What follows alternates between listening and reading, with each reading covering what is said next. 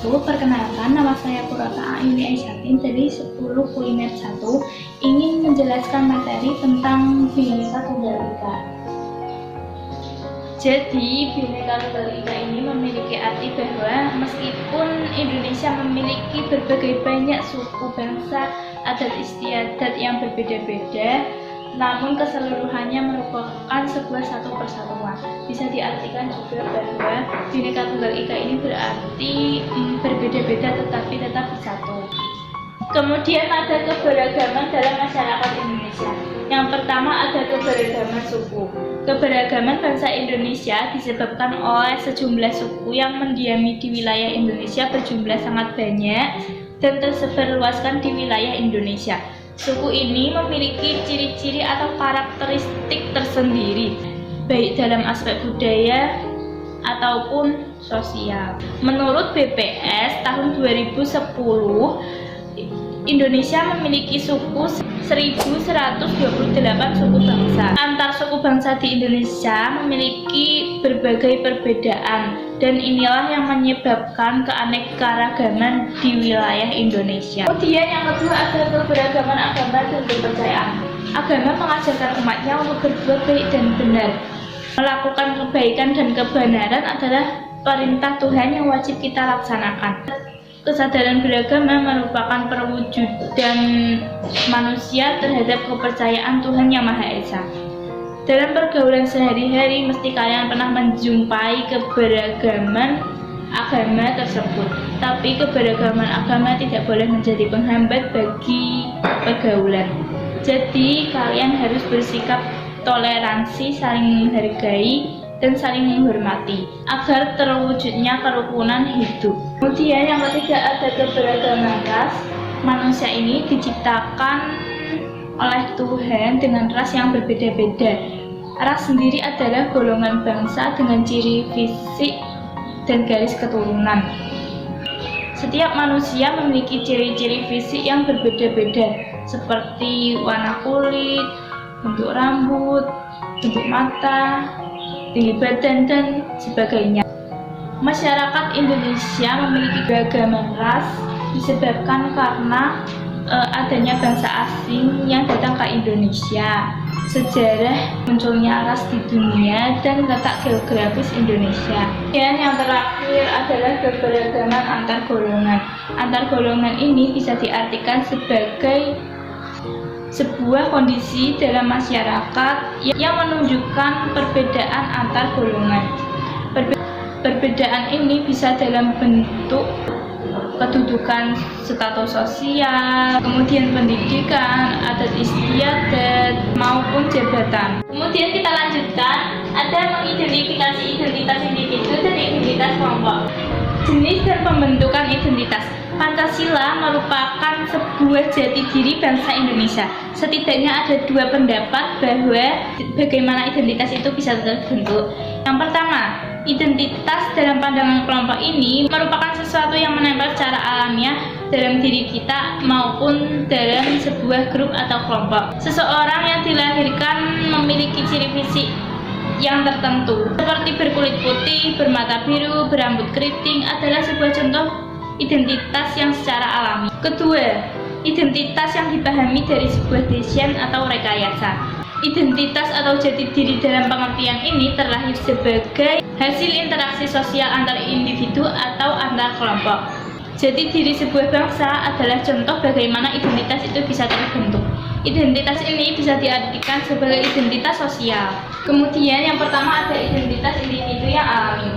Jadi saat seorang bayi lahir, yang pertama kita perhatikan adalah ciri-ciri fisiknya, seperti warna kulit, bentuk mata, golongan darah, bentuk hidung, dan lain sebagainya.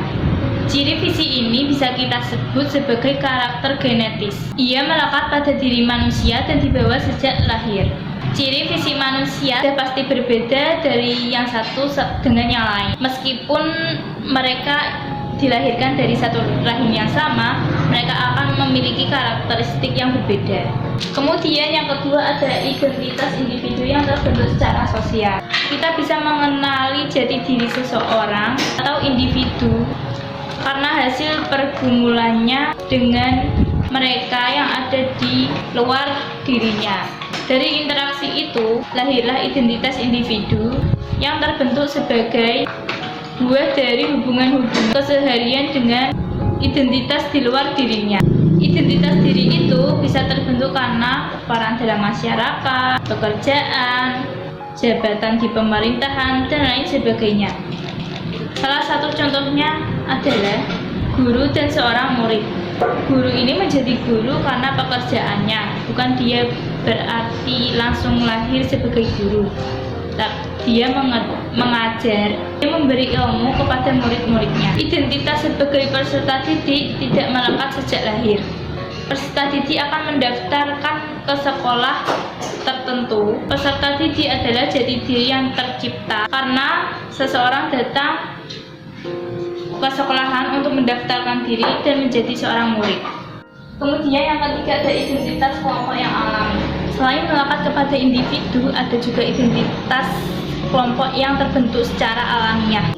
Jadi dalam suatu kelompok ada individu-individu yang memiliki ciri khas yang sama. Istilah ras itulah salah satu contoh bagaimana identitas yang alamiah itu bisa terbentuk. Ras digunakan untuk mengelompokkan manusia-manusia atas dasar lokasi-lokasi geografis, warna kulit, serta fisiologinya. Kemudian yang keempat ada identitas kelompok yang terbentuk secara sosial. Pasti manusia akan berinteraksi dari kelompok satu ke kelompok lain. Sebagai contohnya adalah mereka yang suka sepak bola akan mengenal klub atau kesebelasan, baik dari dalam negeri maupun di luar negeri.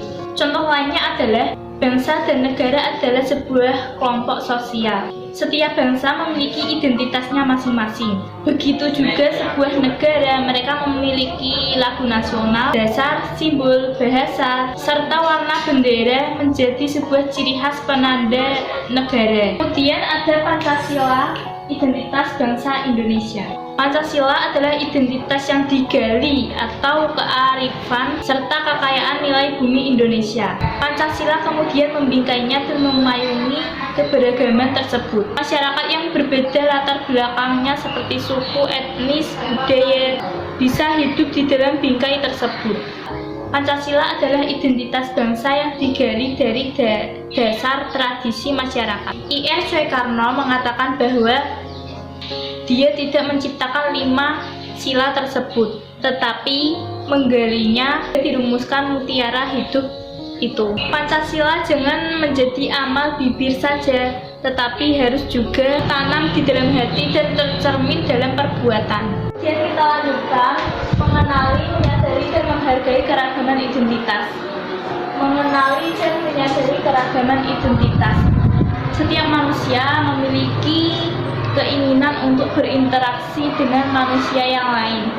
Interaksi sendiri berarti hubungan timbal balik antara individu, antara kelompok, atau antara individu dengan kelompok, kelompok dengan individu. Begitu juga mereka yang ingin membuat grup atau kelompok yang lebih besar. Kelompok-kelompok kecil berunding untuk menjadi kelompok yang lebih besar. Kelompok-kelompok kecil mensetujuinya dan akan menjadi kelompok yang lebih besar. Kita hidup dalam keragaman, tetapi ingin tetap berada dalam payung yang bisa mengayomi kebinekaan itu. Inilah hakikat Bhinneka Tunggal Ika. Sebagai contoh, ketika saat kalian berpindah dari SMP ke SMA, pasti kalian akan menemui lingkungan yang baru, guru-guru baru, teman-teman baru. Kalau kalian tidak berinteraksi dengan mereka, kalian pasti akan merasa sendiri, meskipun nyatanya banyak orang yang ada di sekeliling kita. Karena itu kita harus bersosialisasi kepada mereka. Proses mengenali yang lain berarti mengetahui secara interaktif jati diri kelompok tersebut. Identitas sebuah grup merupakan rumusan dan hasil dari sebuah kesepakatan yang hendak menjadi media bagi kelompok lain untuk mengenalinya. Kemudian ada menghargai keragaman identitas. Kita mengenal nenek moyang kita adalah seorang pelaut yang ulung. Mereka tak hanya berlayar di wilayah Nusantara saja, tetapi mereka melakukan perjalanan jauh hingga di Afrika sana. Kemungkinan mereka akan menjumpai kebudayaan yang baru, berinteraksi dengan orang-orang yang baru. Tak hanya berkenalan, mereka menetap dan meneruskan generasinya di sana. Pada peristiwa yang terjadi di masa lampau, kita dapat belajar setidaknya 2 hal. Yang pertama, setiap kita menempuh perjalanan pasti akan menjumpai sebuah keragaman-keragaman. Pada bahasa yang sama sekalipun, pasti ada dialek yang berkelainan, sehingga tetap ada keragaman dalam sebuah identitas. Pelajaran yang kedua, dari kisah nenek moyang tadi, pasti mereka menjumpai keragaman identitas baru. Jadi kita pasti memiliki rasa bangga atas keragaman identitas kita sendiri. Kebanggaan atas jati diri ini tidak boleh merendahkan identitas bangsa lain. Jadi kita harus memiliki rasa hormat dan menghargai keragaman identitas budaya lain. Kemudian kita lanjutkan, ada kolaborasi antar budaya di Indonesia. Jadi Indonesia adalah negara yang memayungi berbagai kebudayaan di dalamnya. Setiap daerah pasti memiliki budayanya masing-masing dari Sabang sampai Merauke. Budaya ini bisa kita kolaborasi. Kolaborasi adalah kerjasama yang dilakukan baik individu maupun kelompok yang mewakili berbagai aspek kebudayaan Indonesia. Contohnya adalah kolaborasi antara pertunjukan tradisional dengan musik modern. Kemudian ada pertukaran budaya di pentas global. Pertukaran budaya di pentas global adalah proses masuk dan dikenalkannya suatu budaya asing ke suatu wilayah agar bisa saling mengenal. Contohnya adalah pertukaran budaya fashion, seperti pakaian tradisional yang dikenalkan di seluruh dunia. Kemudian ada mengenai kearifan masyarakat dunia. Kebijakan atau nilai sebuah bangsa tidak hanya tercermin dalam simbol negara, tetapi juga dalam filosofi hidup. Kita bisa mengenalinya dalam tindakan yang dilakukannya. Contoh, seperti pendukung tim nasional sepak bola Jepang. Kemudian yang terakhir ada belajar dari kekayaan tradisi. Kita pasti merasa bangga karena kebudayaan yang kita miliki menunjukkan Indonesia adalah negara yang kaya. Di Indonesia, semua kebudayaan memiliki posisi yang sama. Kebanggaan atas tradisi dan budaya harus menjadi sikap yang kita miliki. Tradisi dan budaya harus tetap kita lestarikan, kita hidupkan, kita pertahankan agar tetap terjaga dan tetap ada. Sekian materi Bhinneka Tunggal Ika yang saya jelaskan, semoga bermanfaat bagi kalian. Terima kasih sudah menonton video ini. Wassalamualaikum warahmatullahi wabarakatuh.